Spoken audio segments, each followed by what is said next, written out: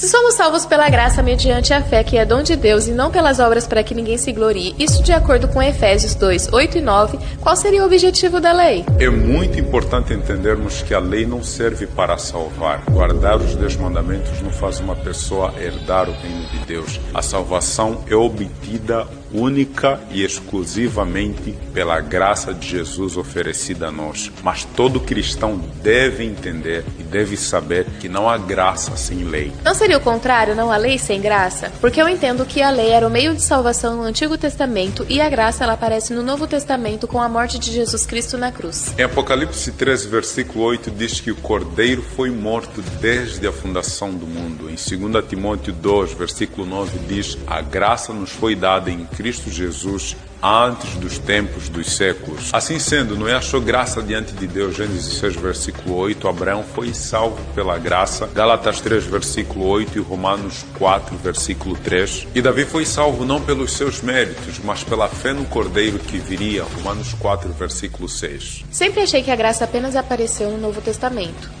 Mas ainda não respondeste a minha pergunta. Qual que é o objetivo da lei? Para entendermos melhor, vamos começar por definir o que é graça. Resumidamente, graça é o favor imerecido. Romanos 6, versículo 23 diz: o salário do pecado é a morte, mas o dom gratuito de Deus é a vida eterna. Por desobedecermos a Deus, nós merecíamos morrer, mas Deus nos deu a possibilidade de vida eterna através da morte do seu único filho na cruz do Calvário. Esta parte ficou clara. Bom, o fato é que a graça, apesar de ser gratuita, ela custou o sangue do único Filho de Deus. Ou seja, ela não é barata. O que queres dizer com graça barata? Graça barata é a pregação do perdão de Jesus sem o arrependimento do pecador.